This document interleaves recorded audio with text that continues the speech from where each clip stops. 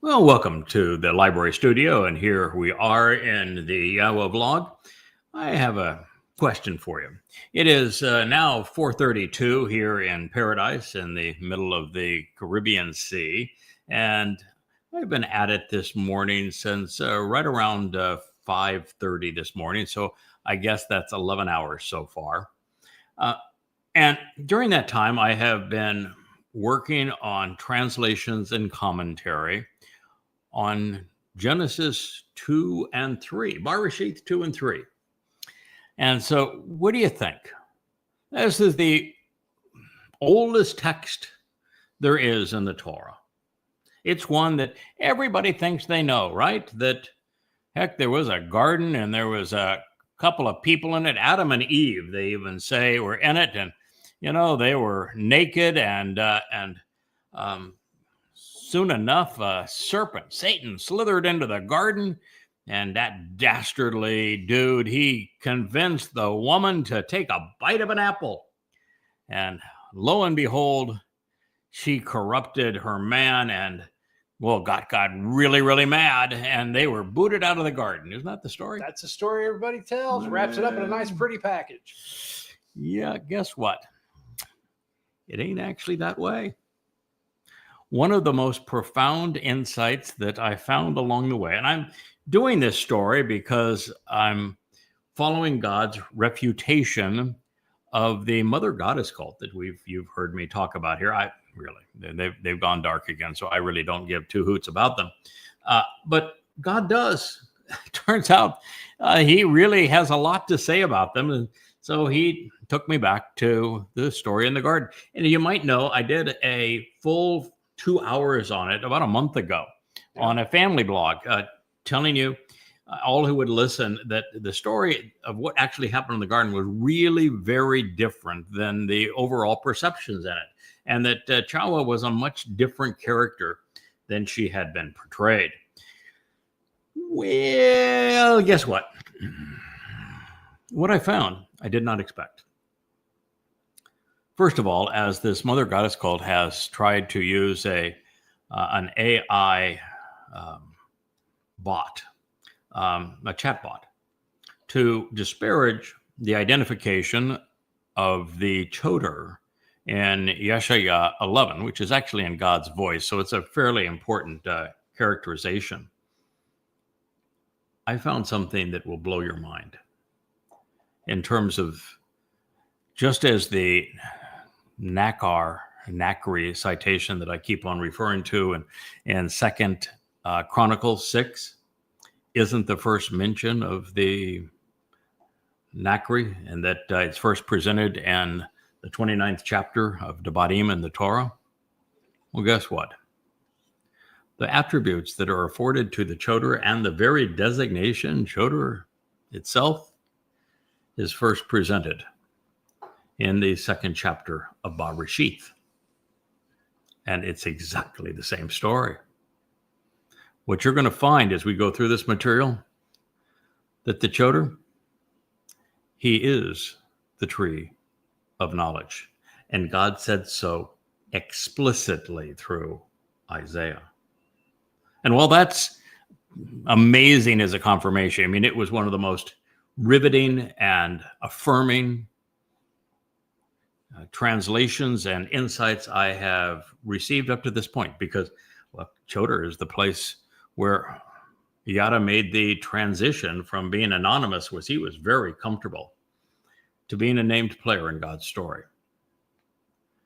And come to find out, he was identified in Bereshith 1 and 2 before this all began, and identified with the tree of knowledge. And I will prove that to you beyond any question, any doubt, as we move through that material in a future program.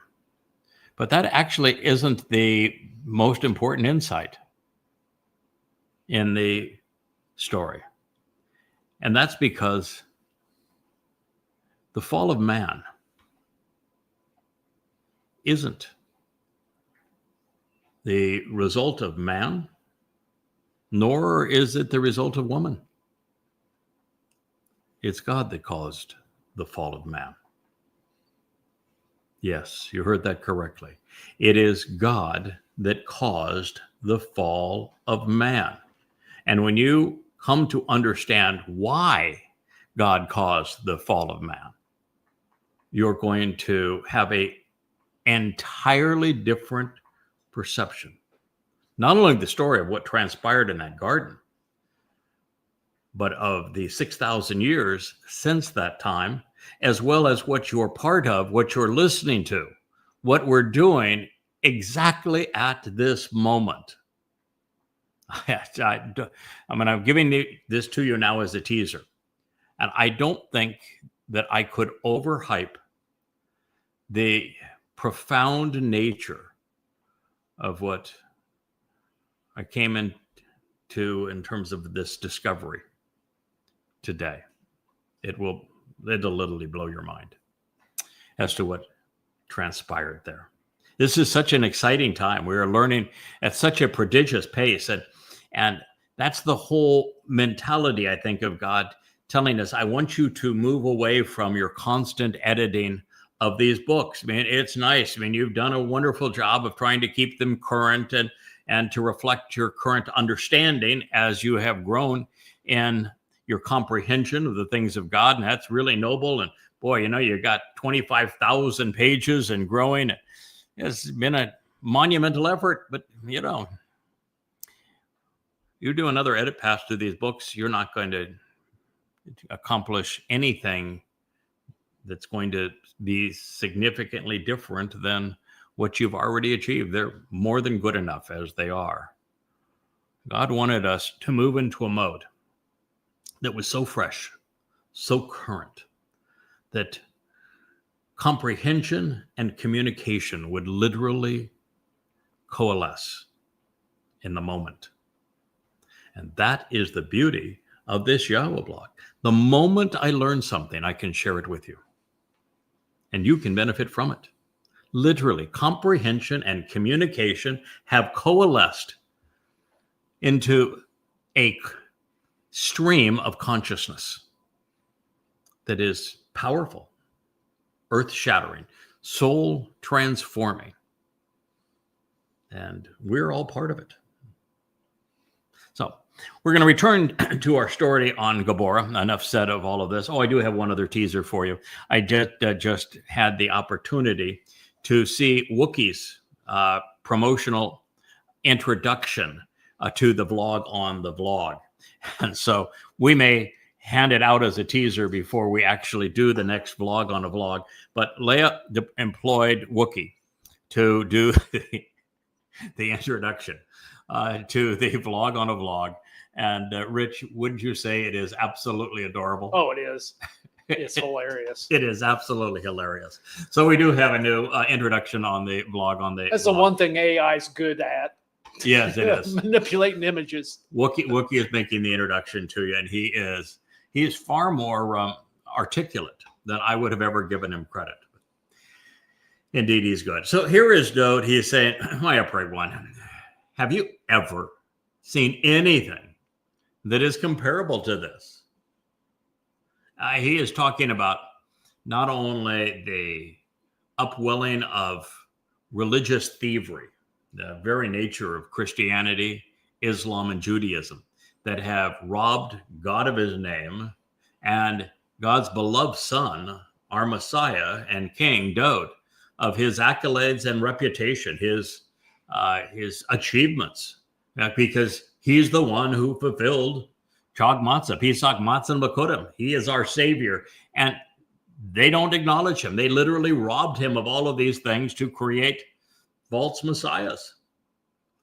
So, and then we have, of course, the mother goddess cult, who is now, well, behind the scenes because they've pulled the darkness, the shades down on their site. You have to have the secret password. And I can still get into it. To get into their site.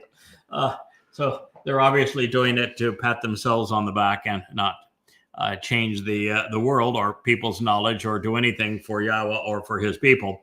But nonetheless, they're doing the same thing. And in their case, they're preempting the Tree of Lives, yada yada, and trying to play yada. And it's not going over very well. It takes a lot to do that. So God's saying, your choice and my desire is for you to return my soul, bringing my consciousness back to restore on account of their troublesome hardship and ruinous situation, their wasteful and ravaging destruction, with me as the only child and unique son against the young militants, these influential merchants of death and these fierce tycoons. Mizmor, Psalm 35:17. Dowd is just amazed by what he is saying. And as we move closer to his return, he is saying, listen, we're going to have to work yet another miracle with my soul. It's time to come back a third time. We need to return, bring my consciousness back. There's a lot of work to do. And it begins, of course, with Shabuw'ah. God said in the book of Hosea, and he says it really throughout the Torah, that because his people have rejected him, the only option now is for them to Shabuw'ah. And so until they Shabuw'ah, God's not going to Shabuw'ah. They must return so that God can return and restore them. And Dowd's saying, you need to do that through my soul. He has deployed Dowd's soul already twice. There will be a third time on account of their troublesome hardships, their ruinous situation, their wasteful and ravaging destruction. This is really all of humankind, the entire thing from top to bottom. I mean, the MAGAs are out of control. The Marxists are absolutely nutsoid. The Muslims, well, they are worse than they have ever been, and they've been really, really bad over the last 14 centuries. Christians are as belligerent and as lost as ever, continuing to demonize Jews. It is a horrible situation that we find ourselves. The world is about to be ravaged and destroyed. What a waste.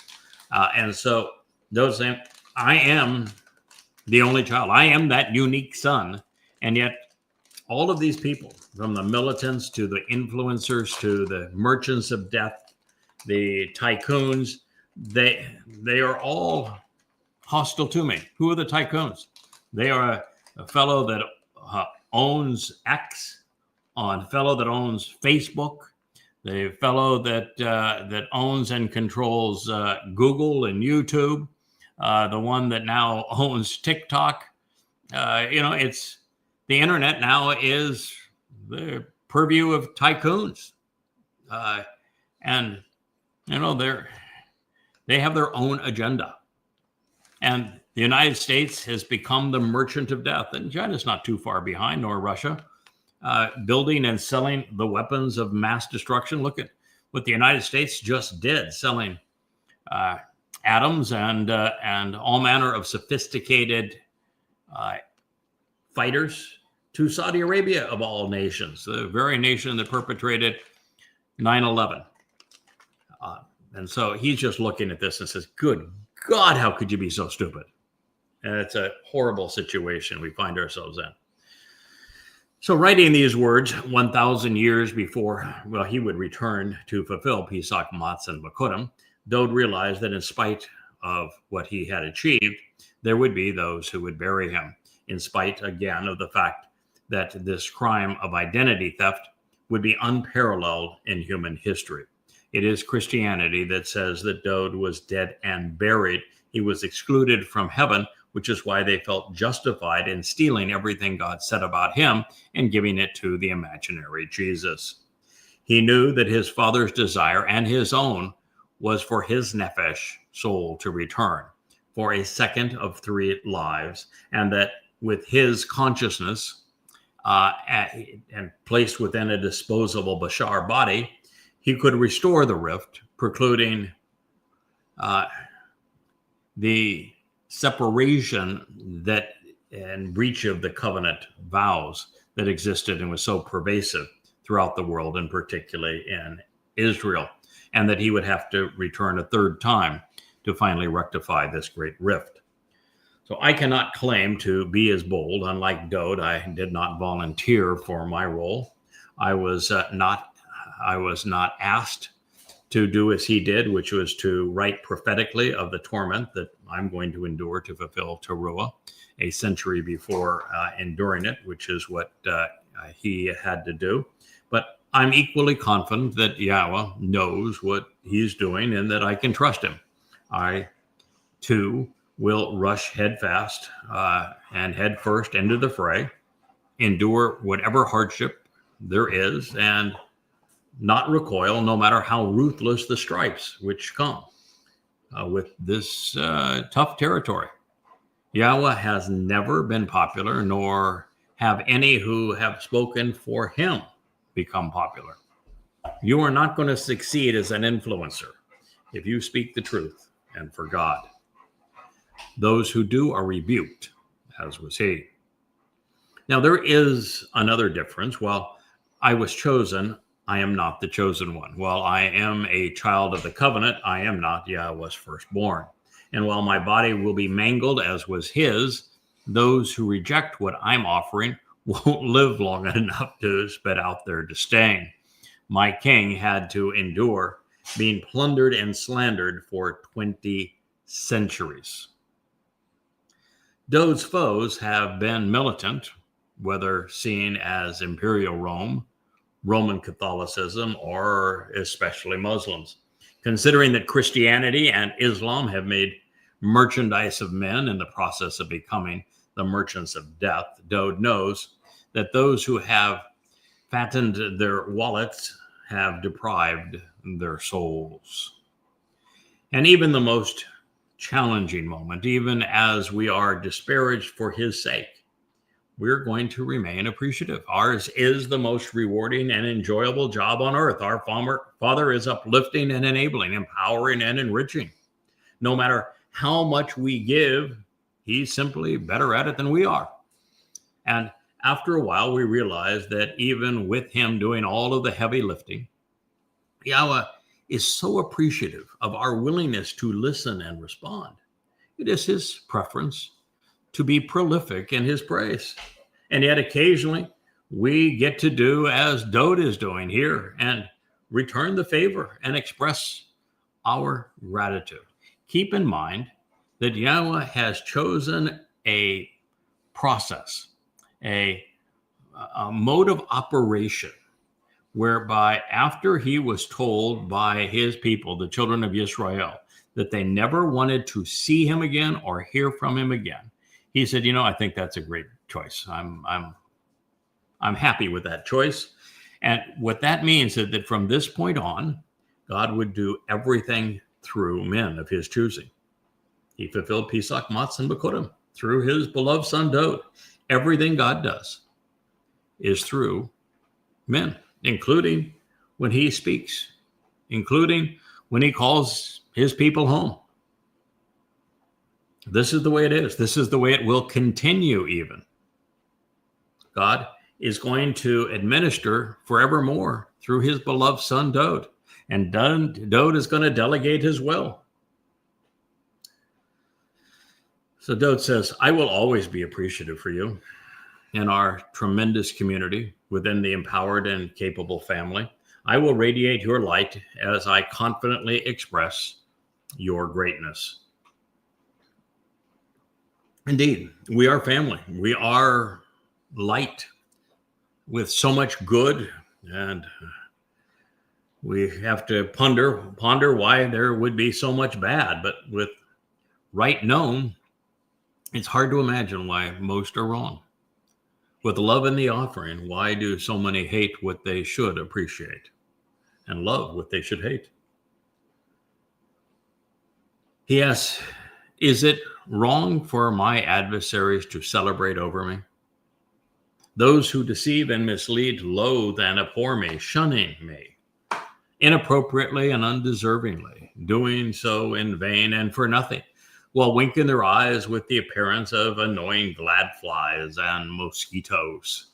Mizmor Song, Psalm 35:19. This is not the first time that the Coalesce, these Gadflies and Mosquitoes, these swarming insects will come into play. We will read about them again. as we return to the garden. So no surprise, but I have a thing for mosquitoes. I don't like them. The only mosquito I have met that I can tolerate is a dead one. They are not only the bane of the tropics. I barely survived a bout of malaria while exploring Africa, well, now 50 years ago. But did you know that the only buggers who bite are females? And yet, more than these diseased bloodsuckers on wings, we should all despise Dowd's foes. They have misled far too many, and they have picked the worst possible fight. They are to be abhorred for shunning our Savior.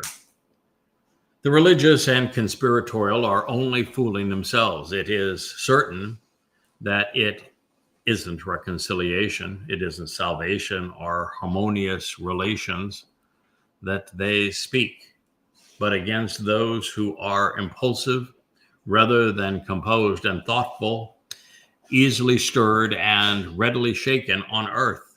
They constantly devise and plot. They propose and impute deliberately fraudulent statements and treacherously dishonest messages, tossing out words of feigned betrayal. Their open mouths and greedy boasts against me are, as they say, aha, in a malicious way. Our eyes have seen this, that, or the other thing. Mizmor Song 35:21. Yeah, it's just reprehensible. The things that are said against Dowd. Oh, yeah, he's dead and buried. We know where his grave is. Dowd can't be our savior because the Torah is against human sacrifice, and they can't even think that through. It's truly astonishing how people have devised and plotted against Dowd. And it is the entire essence of Christianity. There is no Christianity without plotting against and depriving Dowd of his title, Son of God, Messiah, chosen one, future and returning King and Savior. Dowd is the one who was crucified on Passover. He's the one whose soul went into Sheol, hell, to deposit our guilt so that we might be perfected in God's eyes. He was the one who was released on the first day of the week. He is the product of identity theft. They have plotted and proposed and imputed all manner of fraudulent statements. And, they have a whole New Testament with Jesus said this and Jesus said that, but Jesus never existed. He was a caricature that was created by Paul in 52 CE and developed over the next decade.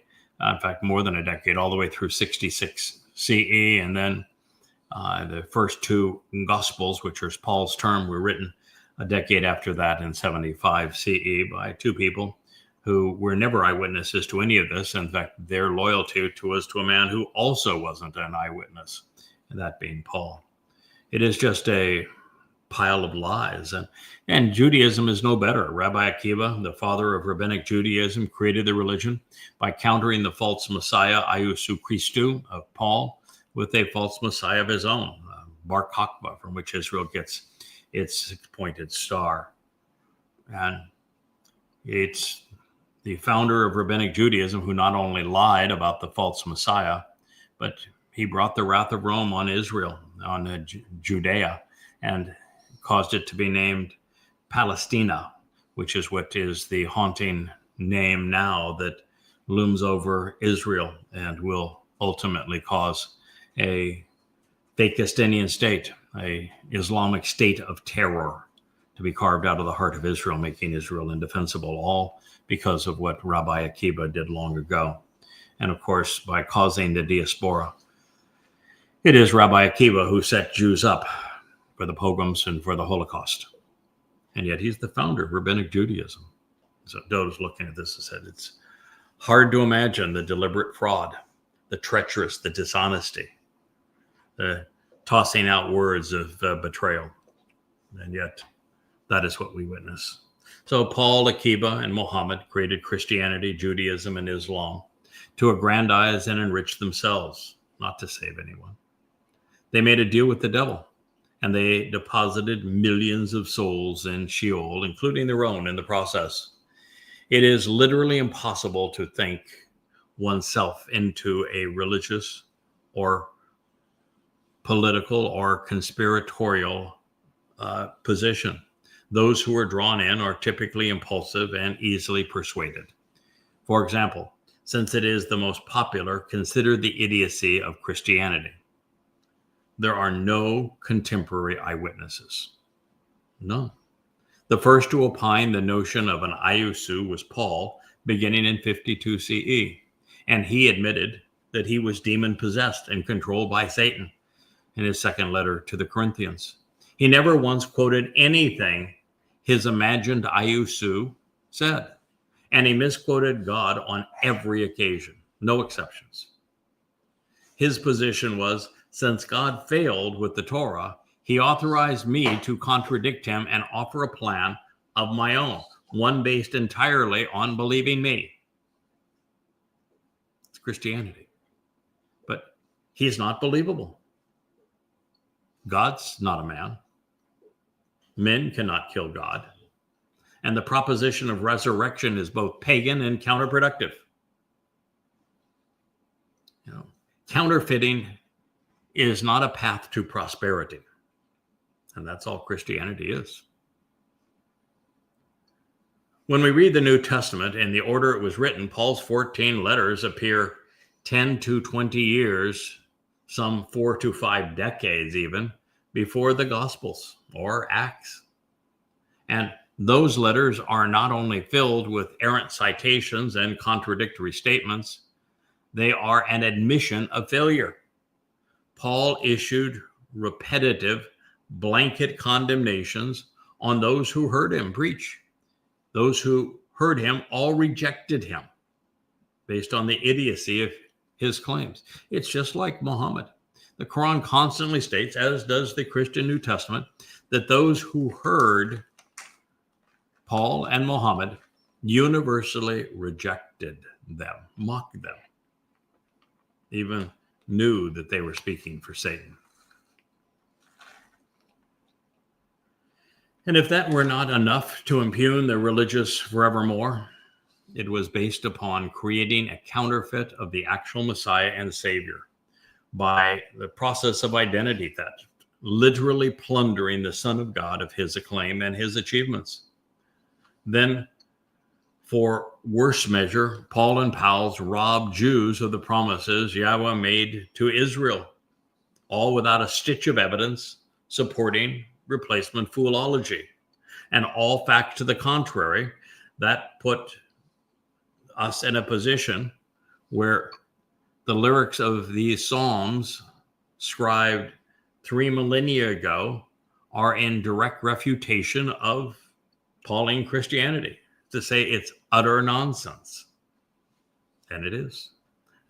Should you not think so, I would encourage you to do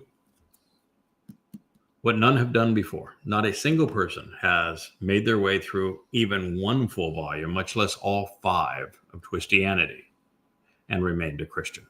The evidence against the New Testament, against Paul, against Iusu Christu is overwhelming. So Dowd is correct.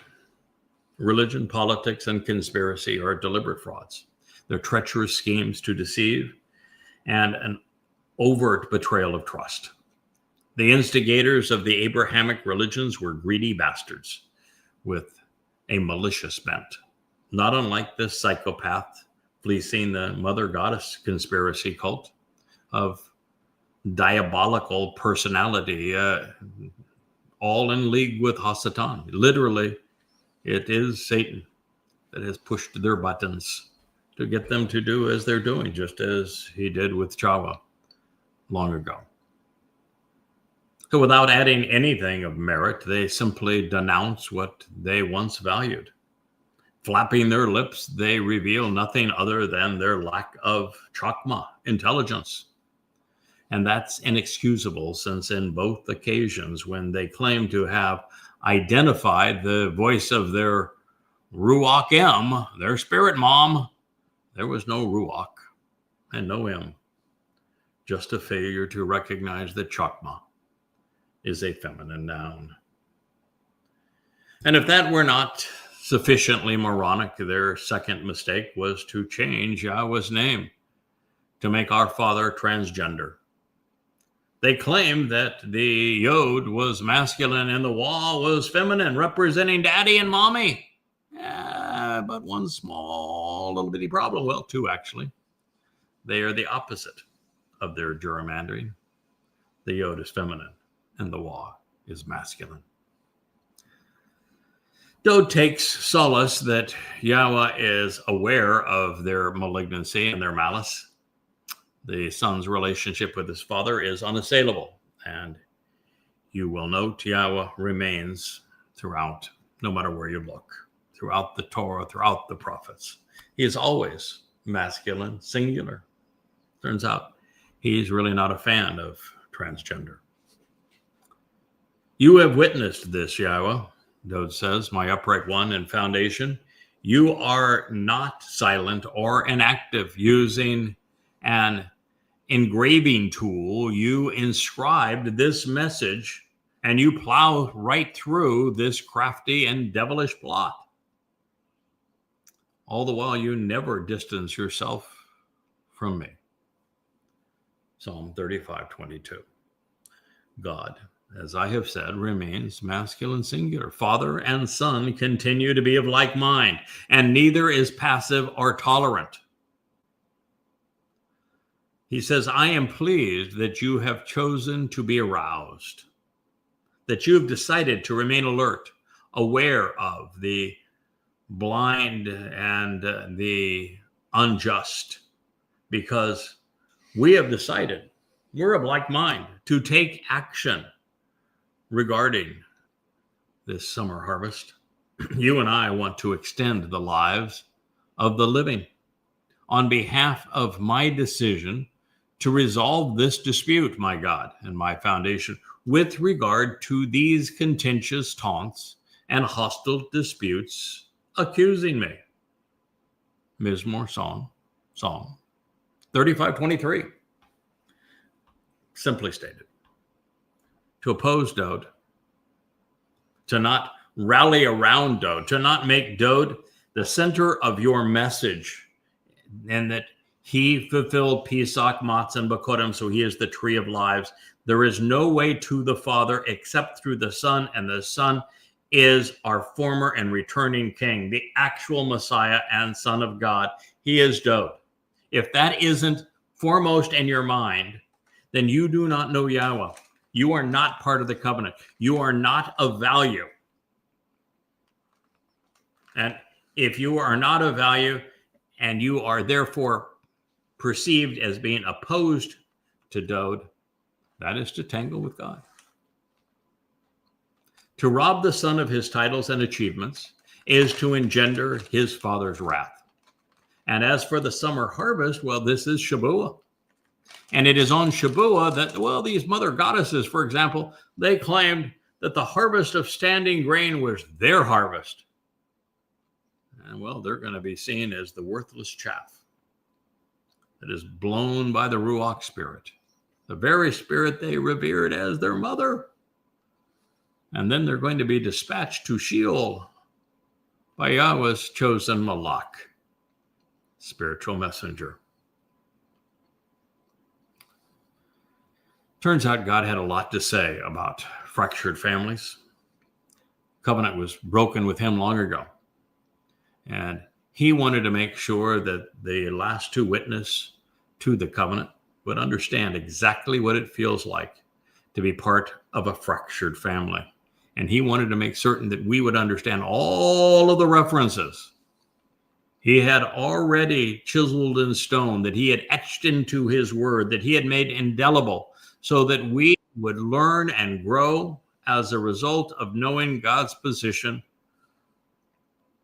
on cheating on the covenant, on a fractured family.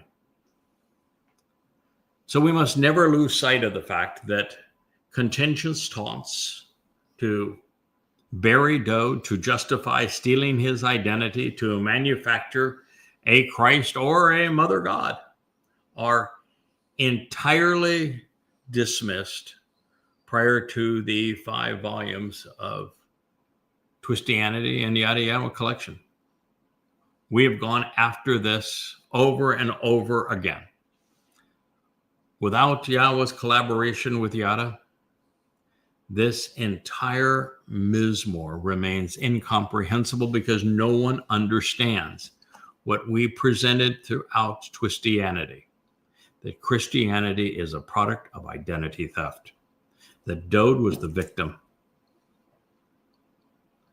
and that Jesus never existed.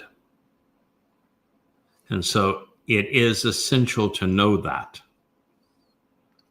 when trying to analyze the message in this song and appreciate the vitriol God has at those who have worked against him, including the rabbis that trained Paul for this position and the rabbis that fought one false Messiah with another.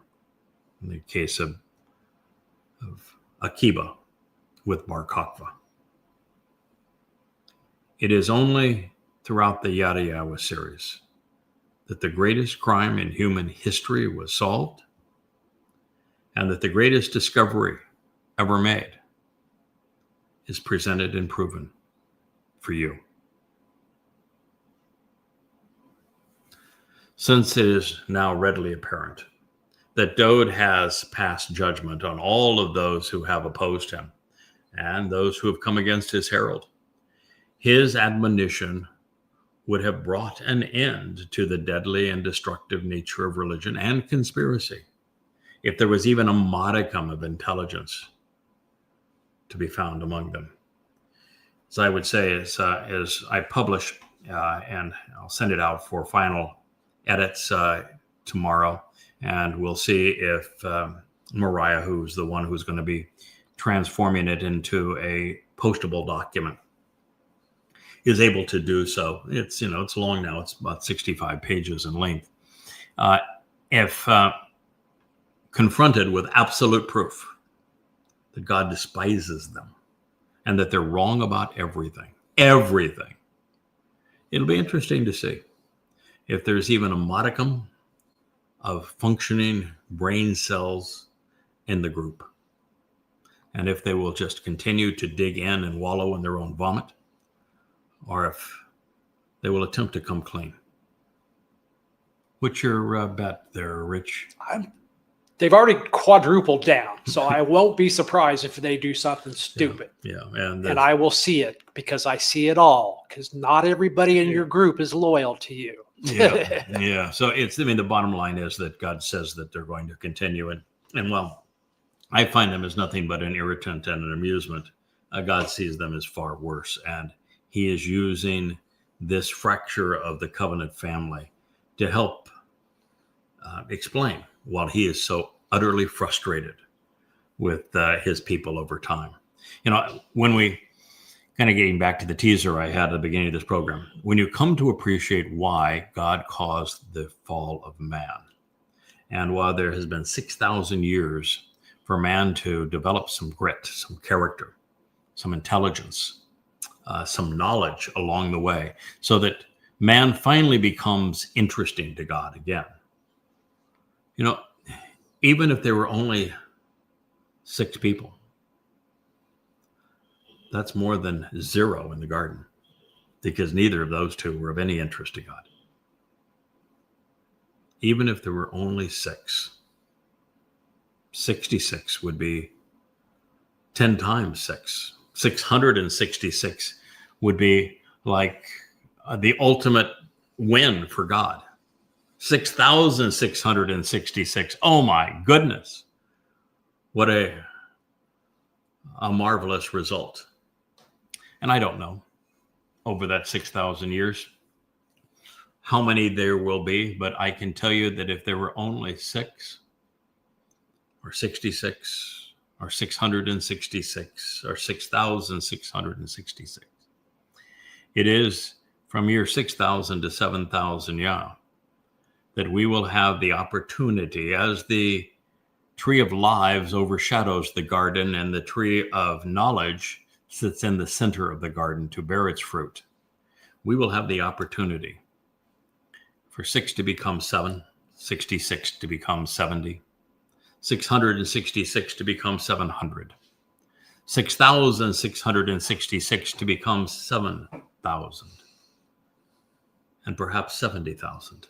Although I don't want to push it too far, because it is really obvious that God's not interested in quantity, but instead quality. And I think that had it been a different result in the garden, God would have been happy with Adam.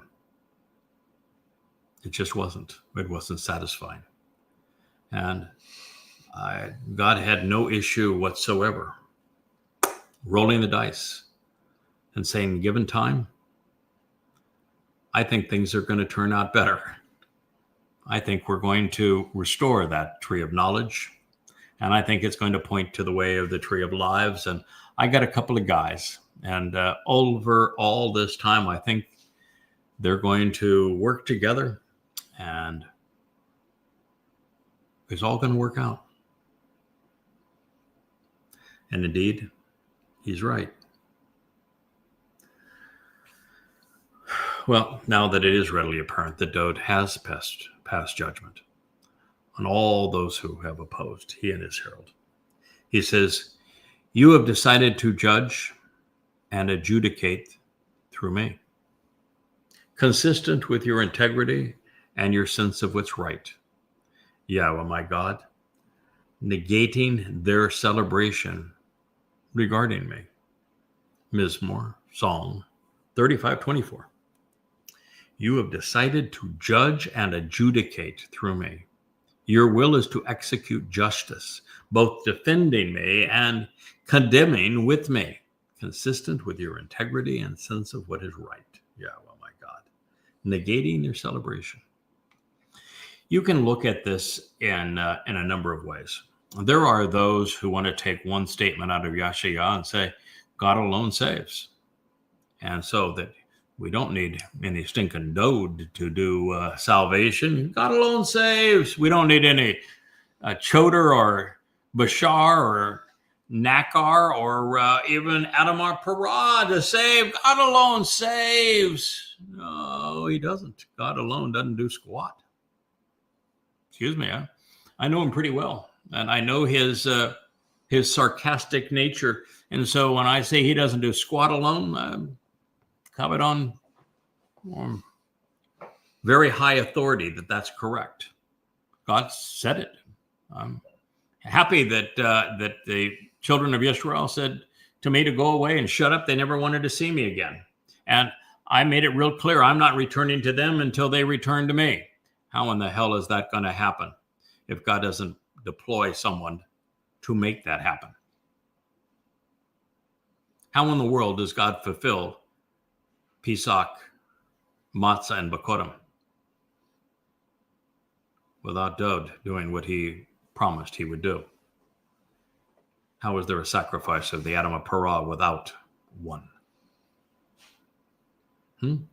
Why is Yahowah returning with Dowd, who is Elyon in his presence? All things pursuant to the very hand and influence of God. If he is doing everything alone, why did he have prophets? What is the purpose of any of them? Ever think it through? Why would God do everything alone and then in his own voice introduce the Choter through Yahowah? The presentation of the Choter is not in Yahowah's voice, it's in Yahweh's voice. Why would he do that? Why would he speak of the Nakar that's going to arrive in the last days through Moshe and Devouring if there wasn't to be one? Why did he tell us in the 18th chapter of Devouring that he would send someone extraordinary, someone that was like Moshe, a prophet, and that you have to listen to him because he's going to hold you accountable based upon what he said and did if he's not working with Dowd? Why would he have the marvelous statement in Yahowah 9 that a child was born, a son has been given, and all of these marvelous things are going to happen through him? Who is the Lamb upon whom the iniquity of us all has been laid in Isaiah 53? You ever think it through? Are you going to pick one thing and pretend that it stands apart from everything else without even pondering the implications of everything else? When I came to the realization that Dowd had volunteered to serve as the Passover lamb and fulfill matzah, taking our guilt into Sheol, and that he had decided it was in his interest to do so, and in God's interest to do so, and his people's interest to do so, by studying the Mizmor, the Psalms, 1 through 30. Now we're at 35. The first thing you have to do when you recognize that Dowd had volunteered to do this is to process it through everything. Isn't that what it says in the 22nd Mizmor? Isn't it what it says in the 88th Psalm? Isn't that the message that is conveyed through Yeshayah, Isaiah? Do you find it consistent all the way through? Do you find where Dowd would have figured out that this was his calling, and that he realized by looking at the Exodus that if he didn't do this, his job of being king forevermore was going to be impossible? But if he did do it, it would all fall into place. He'd be respected for the first time. You have to view it all together. There's a remarkable word that I'm going to share with you in a future program. It's how etz becomes etzah. Etz means tree. Etzah is the feminine of tree, just like para is the feminine of par. But it adds such richness to it that you find the spiritual celebration of etz as etzah as one of the 7 spirits of Yahowah. And it leads to the spirit of Diath. And so what you have is the tree of knowledge in the presentation of the Choter, which is why the Choter, of course, is a stem. They grow on trees, in case you haven't noticed. And he's a Netzeri, one who branches out as an observant branch. And if you were also curious, trees are also shoresh. They're rooted, which is what is said of the Choter. Right? What you have to do if you're going to try to understand and explain something pursuant to God is to put it all together, to see how the whole picture, when properly framed and looked and observed from the proper perspective, how it tells a unified and consistent story. And those who will pluck something out of context and say, well, I'm going to go with this theory, are always misguided. That is what you must do. So here, Dowd is saying that God has decided to judge and adjudicate through him. But there's other places where God says that the rod of divine justice, in fact, in these very Psalms, is afforded the Goy whose God is Yahowah. That Choter, one of the meanings is rod of divine justice.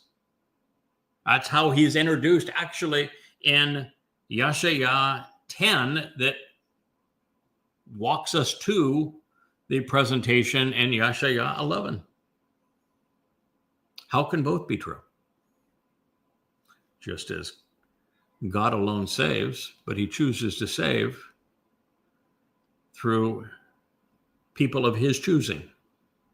People that are now known as Dowd and Yada in this particular case. Same thing is true with Dowd. God, as his son, as his chosen one, as the anointed Messiah, authorized and put Dowd in a position that he gets to decide and judge, to adjudicate. But Dowd delegates too. What's good for the Father is good for the Son. And guess who he's delegating it to? The very person he has defended throughout this Mizmor. And that's the same fellow that has been consistent, showing integrity, revealing what is right about Yahowah, my God, negating their celebration, even as it is ongoing, and finally returning Dowd to his rightful place.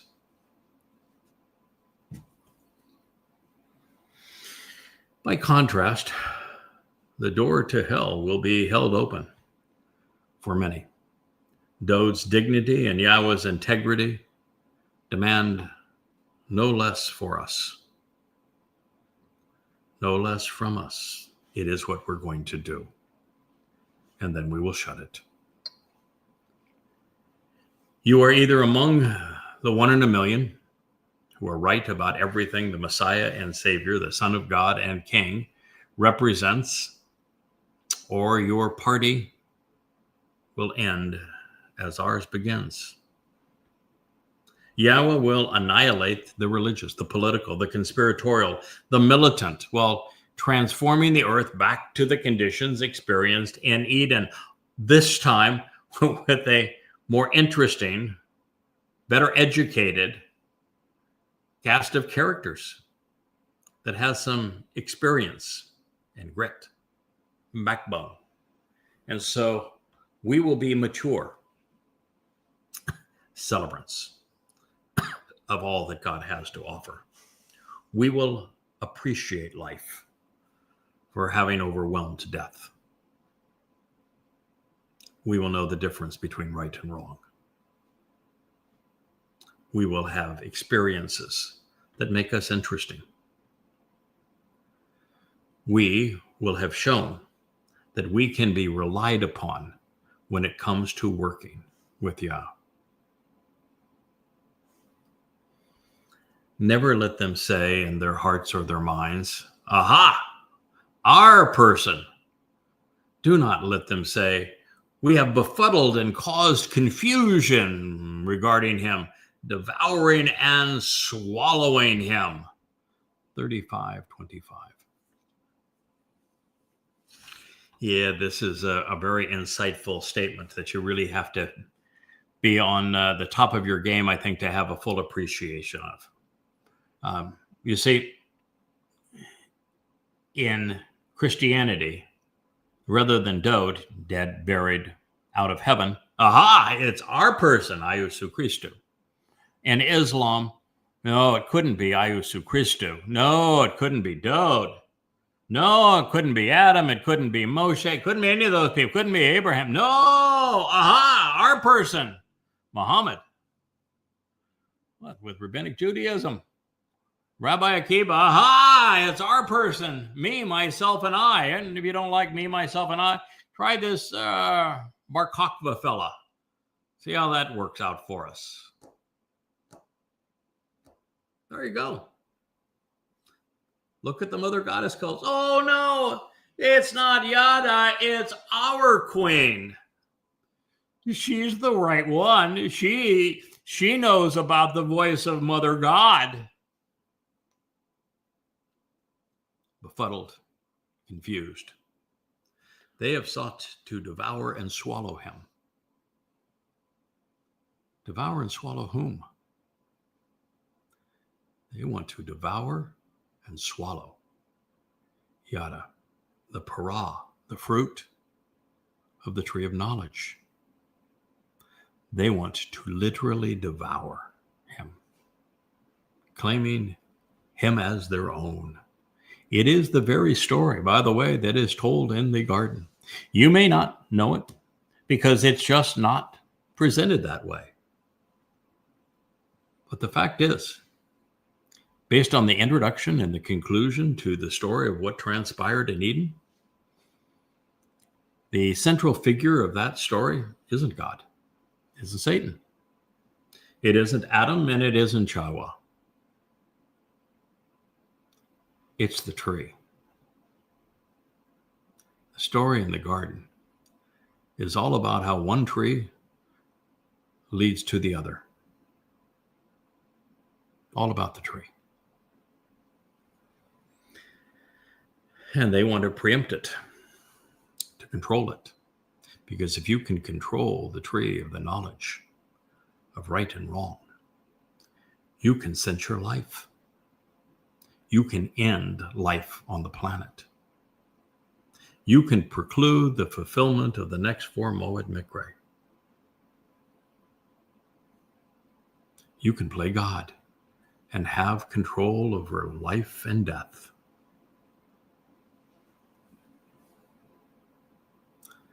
Dowd's nefesh soul, of course, is the most valuable treasure in the whole of the universe. The religious, they're not entitled to it. And while it is obvious that the most befuddled religions have created mass delirium by devouring Dowd's words to regurgitate the mythical messiahs of Jesus, Bar Kokhba, and Muhammad, the cost of this crime isn't measured in one soul that they sought to swallow, but in the billions they vomited away, and most importantly, Dowd, even as the Savior, even as the Son of God, even as the Messiah, the former and returning King, is unknown without the tree of knowledge. It is the only way we know about Dowd. It's the only means to capitalize upon the tree of lives. He says they have chosen to be shamed for having been consistently wrong, because together they are confused and dishonorable, shamefully digging a hole for themselves. Yes, they block access to their translations and their insights, while celebrating the wrong and the grievous harm done to me. Let them be clothed in humiliation and shame, fully aware of their guilt, ignominy, and scorn, who are praised, growing in influence and opposition to me. Ooh, Mizmor, Psalm 35:26. Dowd is not a fan of influencers. He and Charlie Kirk would not have gotten along at all. They have chosen to be shamed for having been consistently wrong. They must be disapproved. They must be humiliated. You see, God's not into tolerance. I know we get a lot of people say, why do you make such a big deal about things like other religions and cults like the mother goddesses? Why do you even care about them? Because God cares. Because Dowd cares. Because they had a lot to say about it. And unless I report what they had to say about it and explain it, then it will be for naught. It was be as if they never shared any of this. If they hadn't written prophetically about it, they did so. They did so for a reason. My job is not to say, why did you write about this? My job is to share what they had to say about it. My job is to explain why the Messiah hates Christianity, why he hates Judaism, why he hates Islam, why God agrees with him and disparages and disdains and has no tolerance whatsoever for Christianity, Judaism, or Islam. And how today, because of our timing and because God simply does not want to use anyone that doesn't have empathy for his situation, and he has endured 6,000 years of a breach in the family. He has experienced nothing but fractured family for 6,000 years. And he wants the person who speaks for him to have experienced that same thing, to have endured it and to have thrived and recovered and prevailed through it all. Because he wants to show that it can be done. He wants to show that we can have the character to rise above it. He wants these things known so that we have an appreciation for what went wrong, what is going wrong. And it's only until you know what's wrong. It's the tree of good and bad, of right and wrong. And it isn't until you know what's wrong that you are in a position to appreciate what's right. Adam and Chawah had to die for us to appreciate the value of life. They had to fall for us to appreciate what it means to stand. These things are essential. God spends as much time condemning that which is wrong as he does commending that which is right.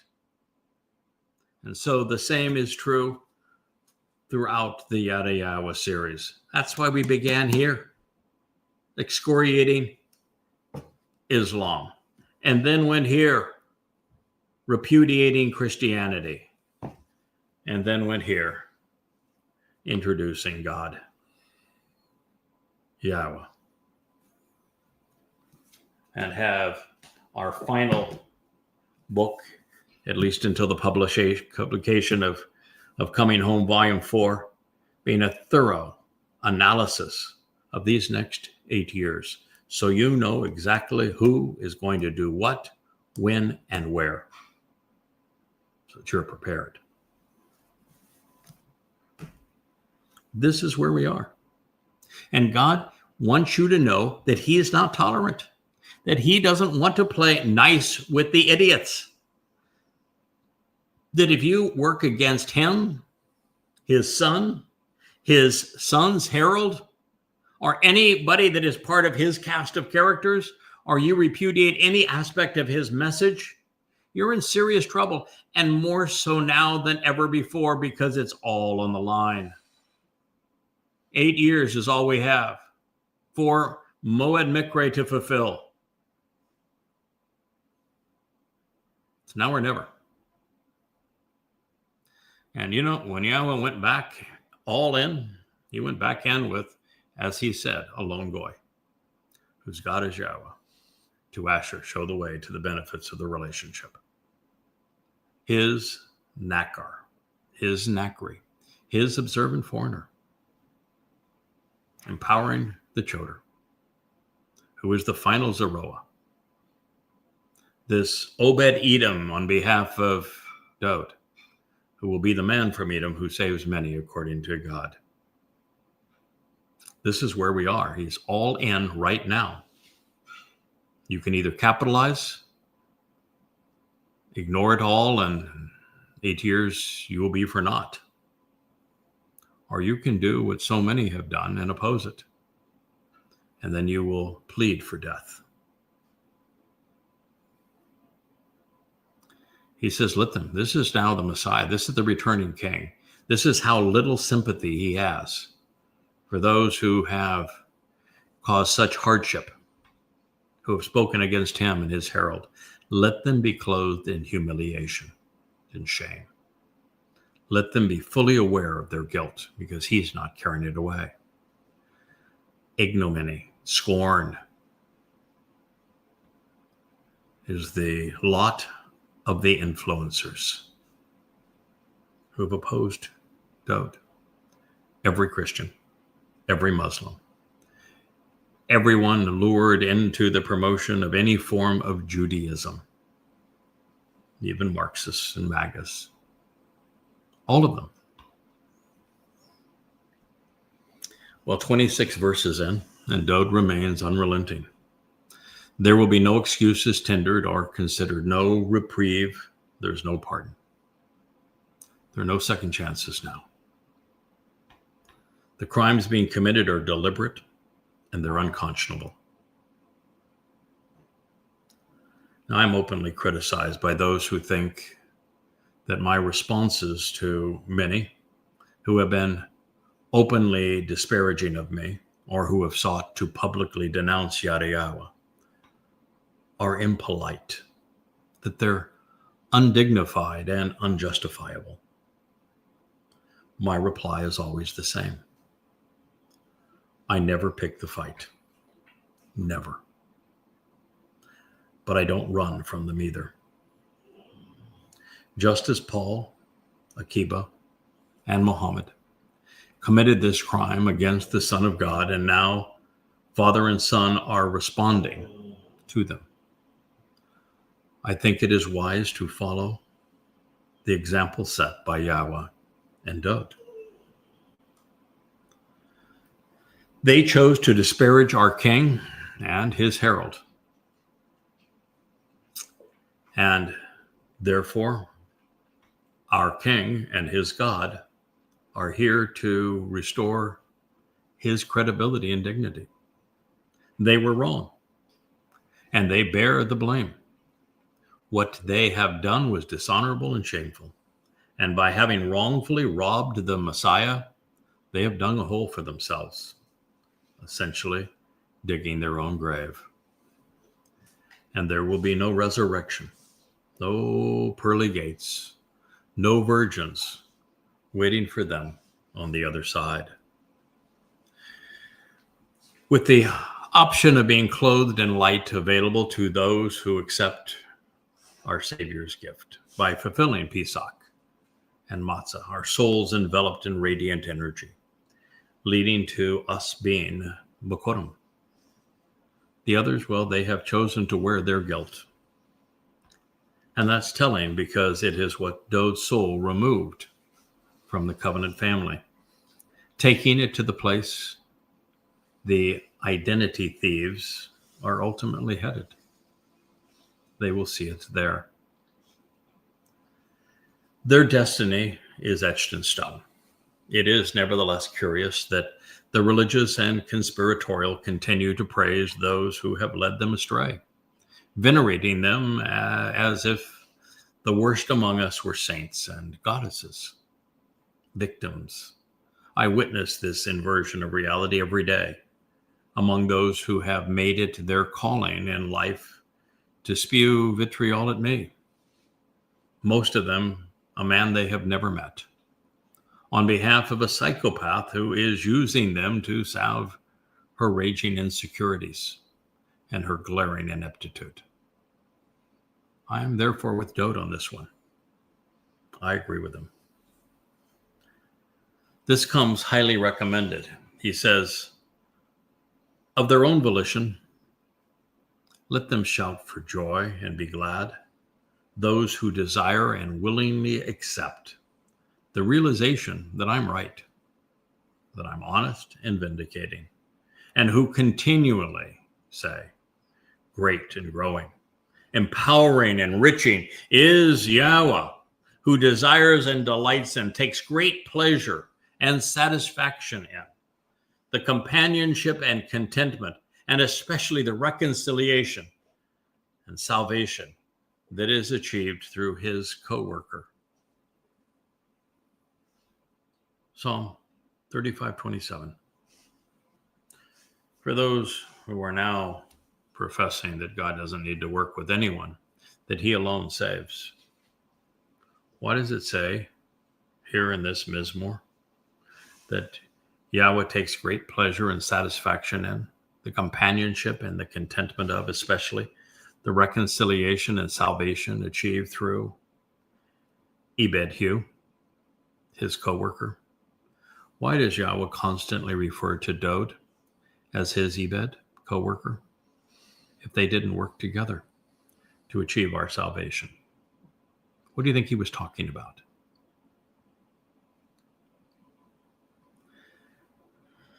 This is perfectly stated.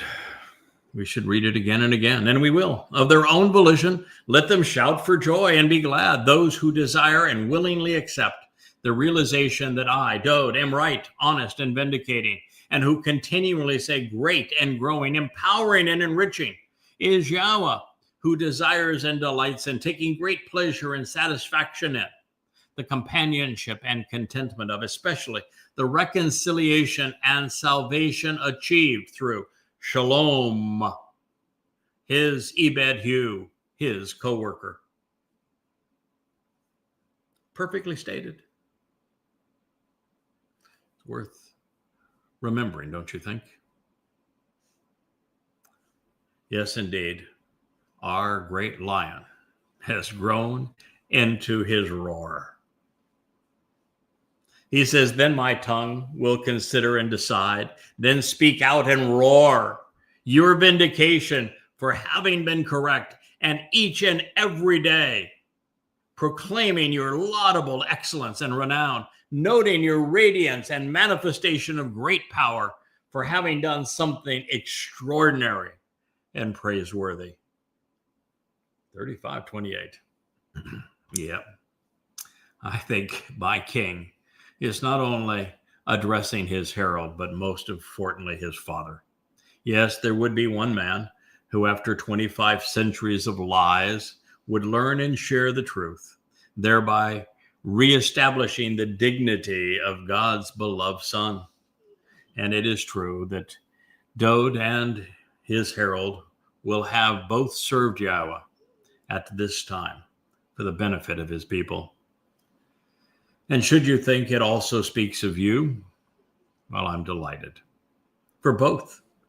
For you, for Dowd, for Yahowah.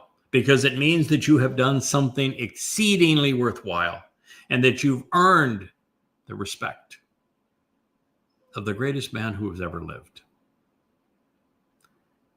If that also speaks of you, my hat's off. Congratulations. I respect you as well. So I thank you for listening. We will, in our next program, begin with a summation of this marvelous song. And then we're going to move on to one of the most delicious presentations ever recorded by God regarding his Son. Thank you for listening. And